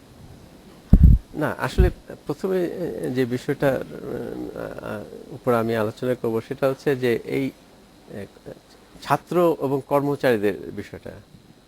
আসলে সত্যি কথা বলতে কি, উনি যেটা বললেন এই কাজটা কিন্তু অ্যাডমিনিস্ট্রেশন প্রথমে অ্যাডমিনিস্ট্রেশনই করেছে, যেটা ডাইরেক্টলি। সেটা হচ্ছে যে আমরা যখন গত এপ্রিল মাসে আমরা যখন কর্মবিরতি করি, তখন এই যে সংগঠনটার কথা বললাম এবং এই যে যাকে নিয়ে রেজিস্ট্রার, তিনি কিন্তু অফিসার অ্যাসোসিয়েশনের প্রেসিডেন্ট, এবং তাদেরকে দিয়ে যেটা করানো হলো যে তারা কিন্তু ওই সময়টায় তাদের অফিস তালা মারলো, নিজেরাই তালা মারলো আর কি। তালা মেরে অফিসার কর্মকর্তা কর্মচারী ঐক্য পরিষদ করে এবং প্রতিদিন শিক্ষকদের বিরুদ্ধে মিছিল করা শুরু করলো, এবং সেখানে বিভিন্ন রকম স্লোগান, যে শিক্ষকদের কালো হাত ভেঙে দাও, এবং এগুলো কিন্তু মানে ওনার অফিস সামনেই সব করা শুরু হলো আর কি। এবং একটা আশ্চর্যের বিষয় হচ্ছে যে ওনার অফিসের সব আপনার কর্মকর্তা কর্মচারী সব বেরিয়ে আসছে, কিন্তু মানে মিছিল করছে এবং এইসব কথাবার্তা বলছে, কিন্তু ওনারা কিছু করছেন না। এবং আমরা যেটা শুনলাম যে ওই লোকগুলো এটা ওনারাই করেছেন, ওদেরকে ইনফ্লুয়েন্স করে তাদের বের করে তাদের এই মিছিল করিয়ে এই জিনিসগুলো করাচ্ছেন আর কি। এবং এতে শিক্ষকরা কিন্তু আরো ক্ষুব্ধ হয়ে যায়। কাজেই এই কাজগুলো কিন্তু ওনারা করেছেন। এখন ছাত্ররা কেন আসলো? আসলে এটা টোটালি বাজে কথা। লিফলেট বিতরণ করে তাদেরকে আহ্বান জানানো হয়েছে। সত্যি কথা বলতে কি, আমরা তাদের সাথে আলোচনা করেছি, কারণ আমরা কিন্তু 2 ঘন্টা করছিলাম, কর্মবিরতি, এবং তাদেরকে আমরা বলছিলাম যে এই কারণে আমরা আমাদের পজিশনটা শুধু তাদেরকে এক্সপ্লেন করেছি, এই কারণে আমরা কর্মবিরতি, এবং সেটা সেখানে কোনো ধরনের তাদের সাথে হয়নি, তাদের করার মানে আমাদের সাথে যুক্ত করার কথা না। স্যার, আমার একটা প্রশ্ন ছিল, তার আগে আমি যারা আমাদের একজন দর্শক মুজাহিদ, উনি একটি প্রশ্ন করেছেন, সেটা হচ্ছে আমার মতে বুয়েটের টিচার্স অ্যাসোসিয়েশনদের উদ্দেশ্য কি তা সাধারণ স্টুডেন্টরা অবগত নয়। আপনাদের জানা উচিত বুয়েটের শিবির লুকিয়ে আছে, এই একটা কথা উনি বলেছেন। আমার প্রশ্নটা হচ্ছে স্যার, আপনার কাছে একজন শিক্ষক হিসেবে আমার একটা প্রশ্ন আছে স্যার, যত কিছুই ঘটুক আপনারা যে শিক্ষা দিবেন না, কর্মবিরতি পালন করা, এটি কি স্যার আপনারা জাস্টিফাই করতে পারেন? না, এটা আপনারা ঘোষণা করেছেন যে আপনারা পড়াবেন না, অনির্দিষ্টকাল কর্মবিরতি পালন করবেন, তারপরে প্রধানমন্ত্রীর আশ্বাসে আপনারা কর্মবিরতি থেকে ফিরে আসলেন। তারপরেও আপনারা বললেন যখন এটা হলো না, যে দাবি থাক স্যার, সেই দাবির প্রেক্ষিতে আপনারা বললেন যে আপনাদের আবার কর্মবিরতি, এটা কি স্যার জাস্টিফাই করা যায় কিনা স্যার কর্মবিরতিটা? এখানে যে একটা জিনিস বুঝতে হবে যে আমরা কিন্তু কখনোই কর্মবিরতি করতে চাই না। আপনি জানেন হয়তো যে এই বুয়েটের যে শিক্ষক, তারা কিন্তু কখনোই ক্লাস ফাঁকি দেন, এবং ছাত্র যে শিক্ষার্থী তারাই কিন্তু বলবেন, এবং আমরা কিন্তু প্রয়োজন হলে আমরা 5-10 মিনিট বেশি ক্লাস নেই, এবং যেখানে দেখা গেছে অন্যান্য পাবলিক বিশ্ববিদ্যালয়ে হয়তো 50% ক্লাস হয় না। তো এখন হচ্ছে যে এখানে যে বিষয়টা দাঁড়িয়েছে, আমরা এই 1.5 বছর ধরে লক্ষ্য করলাম যে আমরা যে আপনার ভিত্তির উপরে বুয়েট দাঁড়িয়ে আছে, সেই ভিত্তিটা আস্তে আস্তে ভেঙে পড়ছে। অর্থাৎ আমরা যে মূল্যবোধ নিয়ে আমরা শিক্ষকতা করি, গবেষণা করি, এবং যে মূল্যবোধ নিয়ে ছাত্ররা এখানে আসে, সেখানে প্রত্যেকটাতে আঘাত করা হচ্ছে, এবং আঘাত করা হচ্ছে এটা যেটা করছে রাজনীতিকীকরণ করা হচ্ছে, এবং এটা এমনভাবে করা হচ্ছিল যাতে আপনার স্পষ্ট বোঝা যাচ্ছিল যে একটা গোষ্ঠীকে আপনার একটা গোষ্ঠী মানে সুবিধাবাদী কিছু লোককে দিয়ে এগুলো করানো হচ্ছিল। এবং যেমন ধরেন আপনার যেটা বলি, বুয়েটের অর্ডিন্যান্সে কিন্তু অনেক ধরনের ক্ষমতা দিয়ে দেওয়া হয়েছে ভিসিকে, হ্যাঁ, কিন্তু এতদিন পর্যন্ত যেটা হচ্ছিল যে এই ক্ষমতাটা ডিস্ট্রিবিউটেড ছিল, এবং ডিন, হেড, বিভিন্ন সিনিয়র শিক্ষক এবং বিভিন্ন কমিটির মাধ্যমে এগুলো হতো। ওরা যেটা করলে সবগুলো টোটালি পাল্টে দিলেন আর কি, সবকিছু পাল্টে দিয়ে আপনার ইভেন এমন কিছু কাজ করলেন যেগুলো কিন্তু আমরা কেউই পছন্দ করলাম না। যেমন যেটা বললাম, ছাত্রদের ক্ষেত্রে যেটা দেখা গেল যে সন্ত্রাসী কর্মকাণ্ডের জন্য তদন্ত হয়েছে, কিন্তু শিক্ষকদের পক্ষ থেকে বলা হয়েছে সমিতির মাধ্যমে এগুলোর জন্য আপনারা বিচার ব্যবস্থা করেন, ওনারা করলেন না। ফলে যেটা হলো, সন্ত্রাসী কর্মকাণ্ড বেড়ে গেল, এবং ছাত্রদের যেমন একটা রিসেন্টলি একটা ঘটনা ঘটেছে যে এক ছাত্রের হাত ভেঙে হসপিটালাইজ করা হয়েছে, এবং পরে ছাত্ররা কিন্তু আপনার পুরো আপনার ঘেরাও করে প্রত্যেক ডিন আপনার যে শিক্ষকদের এই 3 দিন ঘেরাও করে বিচারটা আদায় করে নিয়েছে। যেমন ওই যারা এই কাণ্ড করেছিল তাদেরকে আজীবন 2 জনকে বহিষ্কার করা হয়েছিল, কিন্তু পরে যেটা দেখা গেল যে কর্তৃপক্ষের দিক থেকে যারা আপনার এই কাণ্ডে ইনভলভ ছিল তাদের প্রতি একটা সফট কর্নার দেখা গেল। সফট কর্নার মানে কি, আপনার দেখা গেল যে তাদেরকে আজীবন বাধ্য হয়েছিলেন তারা বহিষ্কার করতে, কিন্তু পরে যাতে তারা আপনার কোর্ট থেকে আদেশ নিয়ে যাতে পরীক্ষা দিতে পারে সেই ধরনের একটা সুযোগ করে দেওয়া হলো 2-3 বার। আপনার স্যার, আমি প্রফেসর নজরুল ইসলাম স্যারকে, স্যার আপনি শুনছিলেন স্যার আমাদেরকে, স্যারকে আরেকটু বলবো স্যার। এবং আরেকটা যেটা করা হলো সেটা হচ্ছে ওই যারা শিক্ষার্থী যারা এই কাজে ইনভলভ ছিল তাদের মধ্যে আবার যখন বিচার হয়ে গেল 20 জন ছাত্রছাত্রীকে 20 জন ছাত্রকে কিন্তু ওনারা বিচার করা শুরু করলেন, এবং শেষ পর্যন্ত যেটা করলেন যে তাদের রেজাল্ট আটকিয়ে দিলেন, এবং পরে অবশ্য প্রেসারে রেজাল্ট হলো, কিন্তু এখন পর্যন্ত তাদেরকে টেস্টিমোনিয়াল দেওয়া হচ্ছে না তাদের বিচার করার জন্য। এবং এইসব কাণ্ড কিন্তু শিক্ষার্থী যারা আছে তাদেরকে ভীষণভাবে ক্ষুব্ধ করে আর কি। এবং দেখা যায় যে আপনার অনেক ইয়ে আছে যে ওনারা যে কিছু এক দলীয় ছাত্র তারা কিন্তু ওনাদের সাথে মিটিং করছেন, ডিসকাশন করছে, এগুলো আমরা কিন্তু খবর পেয়েছি। এবং এমন ঘটনা ঘটেছে যে আমার ডিপার্টমেন্টের দেওয়ালে আপনার ওই দলীয় ছাত্র এসে আপনার টাঙিয়ে যাচ্ছে লিফলেট, এবং আমার কলিগের বিরুদ্ধে জামাত শিবির বলে, যাকে আমি চিনি তিনি কখনোই এই ধরনের না আর কি। এবং সেটা আমরা জানতে পারি যে, এবং তারা এমন সাহস পেয়ে গেল যে বোঝা গেল যে কর্তৃপক্ষের একটা আছে। তারা আমার সামনে এসে, আমি একজন সিনিয়র শিক্ষক এবং ছাত্র নেতা এসে মানে সেই বিশেষ সংগঠনের ছাত্র এসে আমার সামনে বললো, এটা আমরা করব, আপনি যদি নামান আমরা আবার দিব। এখন এই পর্যন্ত এই ধরনের ঘটনা মনে করছেন স্যার এর জন্য ভিসি স্যার এটাতে দিয়েছেন স্যার? অ্যাডমিনিস্ট্রেশন, আমি যেটা বলি ভিসি প্রো ভিসি এদের প্রত্যক্ষ মদত ছিল এটা। এবং আমরা এই বিষয়ে একটু স্যারকে শুনি। স্যার, আপনি শুনছিলেন যে আমাদের প্রফেসর সারোয়ার জাহান বলছিলেন এই ব্যাপারে আপনার মতামত শুনবো, যে উনি বলছেন যে আপনাদের বা অ্যাডমিনিস্ট্রেশনের প্রত্যক্ষ মদতে এগুলি হচ্ছে। স্যার, এই ইউনিভার্সিটি এই কথাটা প্রফেসর সারোয়ার জাহানের কথা সম্পূর্ণই অ্যাকচুয়ালি আমি বলবো এটা টেম্পার্ড অ্যান্ড কনকাক্টেড। এখানে যে কোনো অপরাধ ছেলেরা করুক তার শাস্তি হয়। আমি ভাইস চ্যান্সেলর হওয়ার পরে 3টা অপরাধ হয়েছে, 2টার আমি শাস্তি দিয়েছি। আমার আগে অনেক অপরাধের ট্রেন করা হয়েছে, একটা শাস্তি হয় নাই। এমনকি সোনি হত্যার শাস্তি এই বিয়েটা হয় নাই। সুতরাং আমার আমলে একমাত্র শাস্তি হয়েছে। তিনি যেটা বললেন, যেখানে আন্দোলন করেছিলেন, টিচাররা আন্দোলন করেছিলেন, তারা ক্লাস বর্জন করেছিলেন কি জন্য? তাদের চাকরির বয়সসীমা 65 বছর করার জন্য। 65 বছর বয়স জননেত্রী শেখ হাসিনা তিনি নিজে ডিক্লেয়ার করেছেন তিনি দিয়ে দেবেন। তারা তার উপর বিশ্বাস রাখতে পারলেন না। তারা বিশ্বাস রাখলেন, ভাইস চ্যান্সেলরকে বললেন যে ভাইস চ্যান্সেলর করে দিতে হবে, সিন্ডিকেট থেকে করে দিতে হবে, সিন্ডিকেট থেকে করে না দিলে আমরা কর্মবিরতি করব। তারা কর্মবিরতি করলো এবং তারা ছাত্রদের ক্লাসে আর গেল না। কিন্তু এই সময়ে কর্মচারীরাও আন্দোলন শুরু করলো তাদের দাবির জন্য। তখন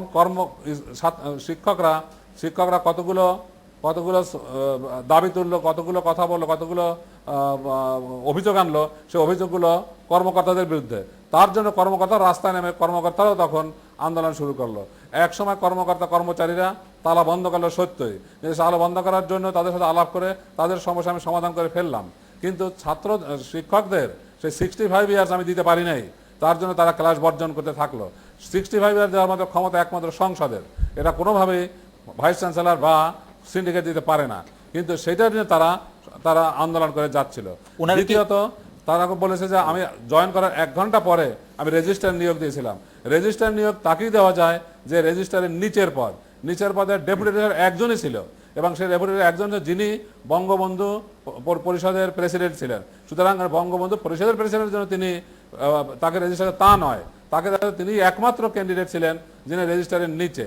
এবং বঙ্গবন্ধু পরিষদ ইনি যে আমাদের প্রভাষণ হওয়ার পরে যে তা না, বঙ্গবন্ধু পরিষদ এখানে হয়েছে 91 থেকে বঙ্গবন্ধু পরিষদ চলে আসছে এবং এখানে এসে উনি এখন সভাপতি এটা হয়েছেন।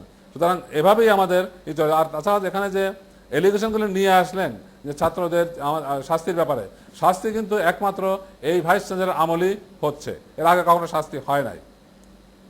এর আগের আমলে কি স্যার এমন কিছু হয়েছে যেটা শাস্তি হওয়ার মতো ছিল? স্যার 2-1টা আমাদেরকে বলবেন। আমি আসার কিছুদিন আগে এই ইউনিভার্সিটি 3 মাস বন্ধ ছিল এবং এখানে শাস্তি হয়েছিল 2টা ব্যাচ ছাত্র, 07 ব্যাচ এবং 06 ব্যাচ, 2 ব্যাচ ছাত্রদের মারামারি হয়েছিল এবং তাতে অনেকেরই ক্ষতিগ্রস্ত হয়েছিল, এনকোয়ারি হয়েছিল, কিন্তু শাস্তি হয়নি। এরকম কাজ বহু আগে হয়েছে যাতে শাস্তি হয়নি, কিন্তু আমার আমলে একমাত্র শাস্তি হয়েছে। আমি 2জন ছাত্রকে পার্মানেন্টলি বহিষ্কার করে দিয়েছি, আবার একজন ছাত্রকে হল থেকে বহিষ্কার করে দিয়েছি, যেটা আমি করেছি। স্যার আপনার বিরুদ্ধে কিন্তু স্যার অভিযোগ আছে স্যার একটি নির্দিষ্ট দলের বা ক্ষমতাসীন দলের সমর্থিত ছাত্র যে সংগঠনটি আছে সেই সংগঠনটির বিভিন্ন ছাত্রদেরকে বিভিন্ন বাড়তি সুবিধা দেওয়ার, পরীক্ষার ক্ষেত্রে এরকম একটি অভিযোগ উঠেছে। স্যার আপনি জানেন অভিযোগটি, এই বিষয়ে স্যার আপনি কি বলবেন? দেখেন, এই ইউনিভার্সিটিতে ছাত্রলীগ ছাত্রদল যাটাই থাকুক না কেন, ভাইস চ্যান্সেলর কোনোদিন কোনো দলের পক্ষে থাকে না এবং সব ছেলেরাই ভাইস চ্যান্সেলর এখানে আসে, ভাইস চ্যান্সেলর সেইভাবেই দেখে। এখানে কোনো ছাত্রকে এক্সট্রা বেনিফিট বা কোনো দেওয়া এখানে হয়নি এবং হবেও না ভবিষ্যতে, এটাই হয়ে থাকে।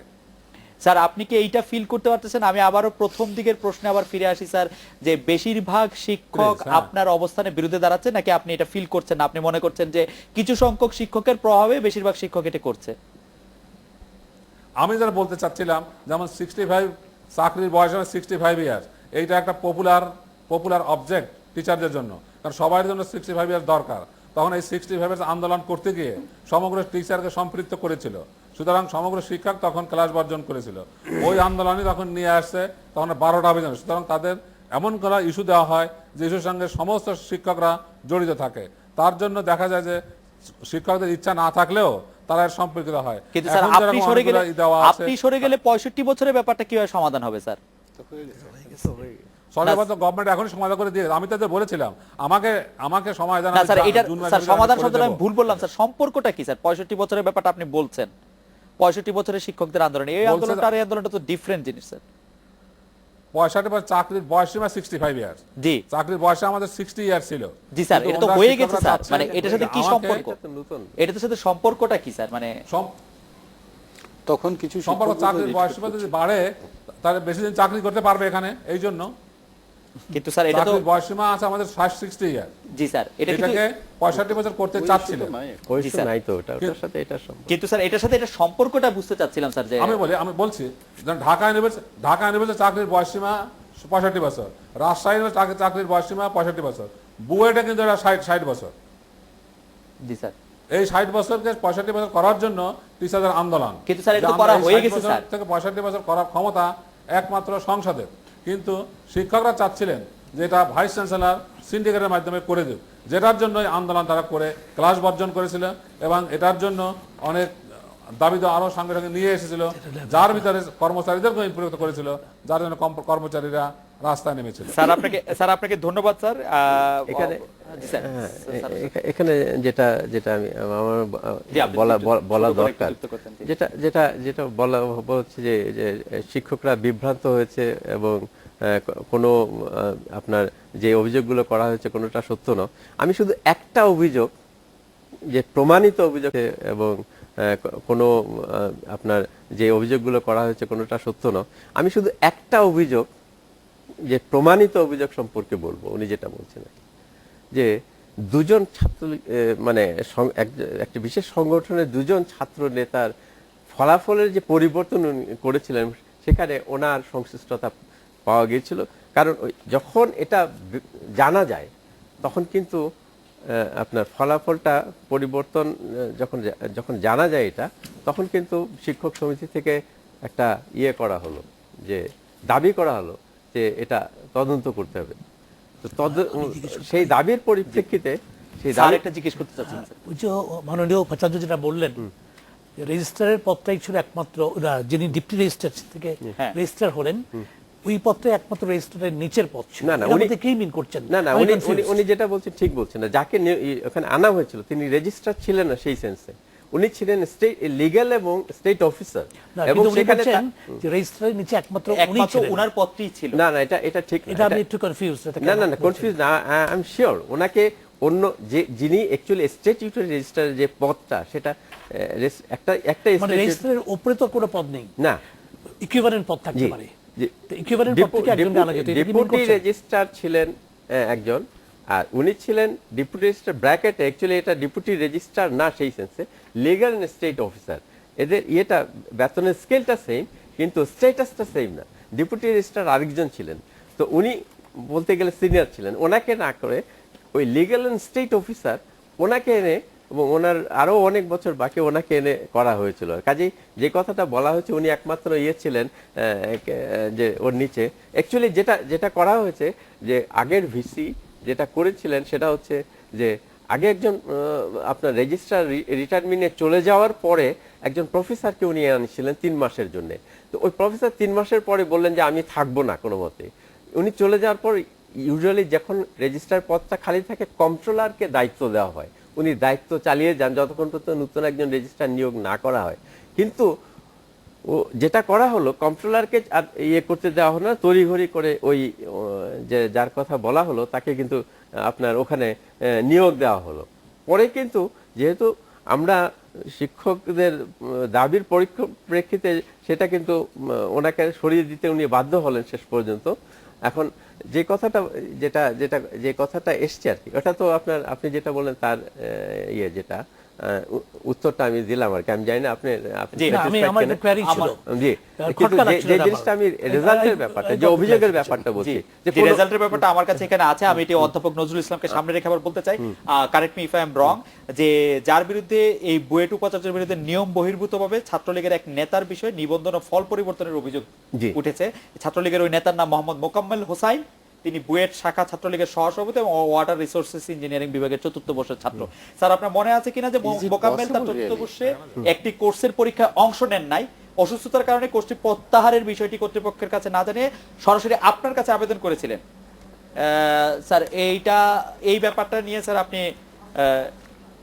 একটু বলবেন? এখানে ফল পরিবর্তনের কোনো প্রশ্ন না। এখানে বস্তুত এটা একটা রেজিস্ট্রেশনের ব্যাপার।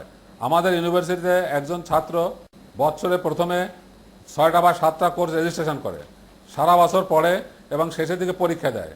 এই ছাত্র একটা সাবজেক্ট পরীক্ষা দিতে পারেনি, ফলে সে দরখাস্ত করেছে যে আমি অসুস্থতার জন্য পরীক্ষা দিতে পারিনি, আমাকে এই কোর্সটা তুলে দেন, এখান থেকে মুছে দেন। তখন হ্যালো জি স্যার শুনতে পাচ্ছি, আপনি বলেন। আপনি বলেন স্যার। আচ্ছা, ওনার লাইনটা কেটে গেছে। এখানে আমি তাহলে ব্যাখ্যা দিই একটু, কারণ এটা ইটস ভেরি ইম্পর্টেন্ট।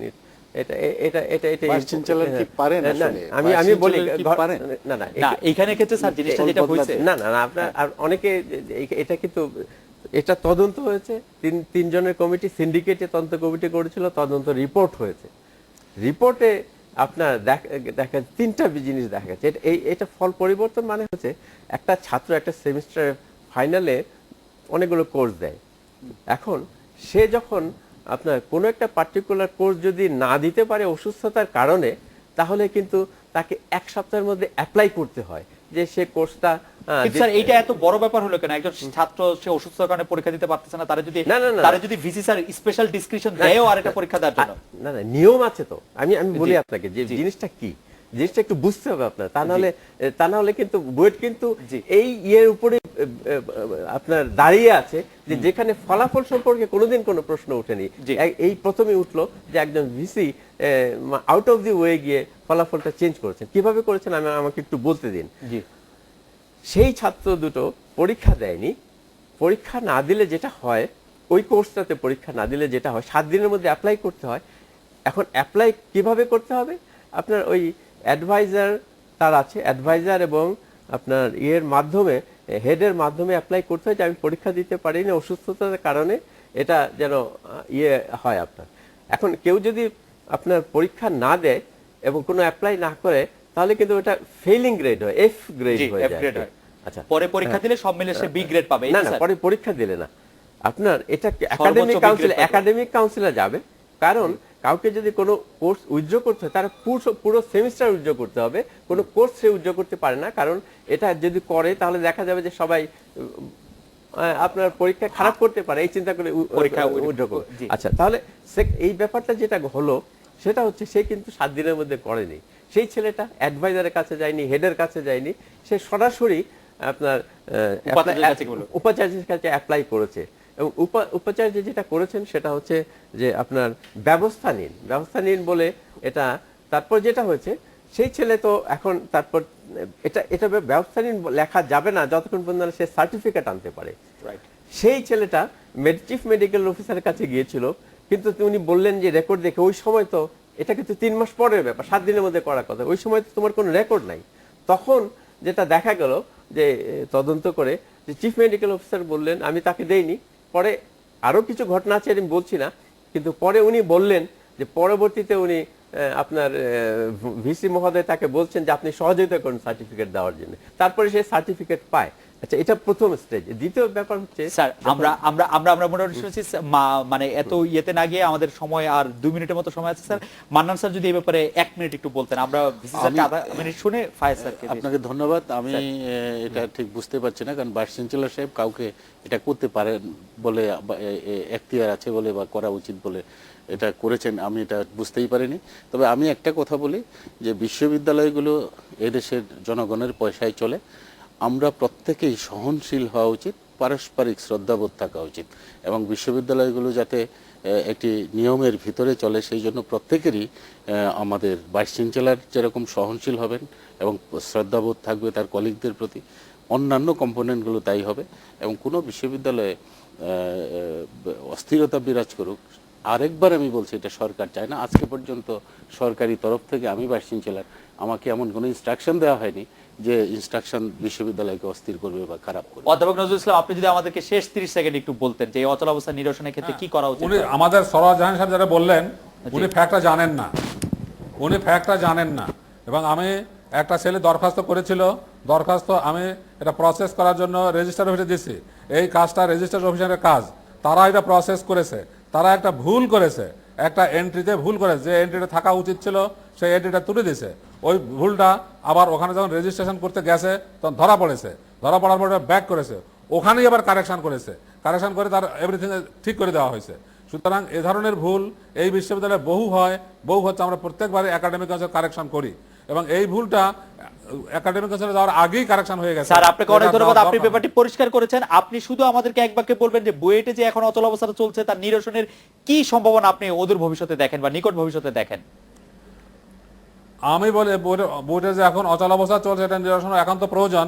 আমি মনে করি যে এটা তারা যে 16টা অভিযোগ নিয়ে আসছে, অভিযোগগুলো সত্য প্রমাণিত করতে হবে। এজন্য একটা বিচার বিভাগীয় তদন্ত কমিটি ইমিডিয়েটলি ফর্ম করা দরকার, যার মাধ্যমে প্রমাণ করতে হবে যে ভাইস চ্যান্সেলর বা প্রো ভাইস চ্যান্সেলর এই অভিযোগগুলোর জন্য দায়ী। যদি প্রমাণ করতে না পারা যায় তাহলে যারা এটা অভিযোগ করেছে তাদেরও এখানে শাস্তি হতে পারে। সুতরাং এটা বিচার বিভাগের তদন্তই আমার একমাত্র সলিউশনে মনে হয়। স্যার, আপনি কি এই বিচার বিভাগের তদন্তটি স্যার আপনি পদে থেকেই করবেন বা করতে চান? সেটা সরকার যদি মনে করে পদে থেকে করতে তাহলে করতে পারে, যদি মনে করে সিটি থেকে করতে তাহলে সিটি থেকে করতে পারেন, সেটা ইচ্ছা। স্যার, আপনাকে অনেক ধন্যবাদ আজকের অনুষ্ঠানে আমাদের সঙ্গে যোগ দেওয়ার জন্য। স্যার, আমি ফায়েজ স্যারকে অনুরোধ করবো যে আমাদের সময় একদম শেষ, আপনি যদি 30 সেকেন্ডে ক্লোজিংটা করে দিতেন। Bangladesh university of engineering technology অত্যন্ত সম্মানের একটা প্রতিষ্ঠান দেশে এবং দেশের বাইরে, এবং আমাদের মনে রাখতে হবে যে এই প্রতিষ্ঠানটি একজন ব্যক্তির চেয়ে অনেক অনেক বেশি গুরুত্বপূর্ণ। একজন ব্যক্তির কারণে প্রতিষ্ঠান যেমনি হয়ে যাবে এটা কিন্তু কোনোভাবেই কাঙ্ক্ষিত না। We have to overcome this situation. বা একটা ব্যক্তিকে কেন্দ্র করেই সবকিছু এরকম বন্ধ হয়ে থাকবে। আজকের অনুষ্ঠানে অংশ নেওয়ার জন্য অধ্যাপক ফায়েজ, অধ্যাপক মান্নান এবং অধ্যাপক সরোয়ার জাহান, আপনাদের অনেক ধন্যবাদ। অধ্যাপক নজরুল ইসলাম আমাদের সঙ্গে এতক্ষণ ছিলেন, তাকেও অনেক ধন্যবাদ। এই ছিল আজকের বাংলাদেশে। দেখা হবে আগামীকাল এই সময়। শুভরাত্রি।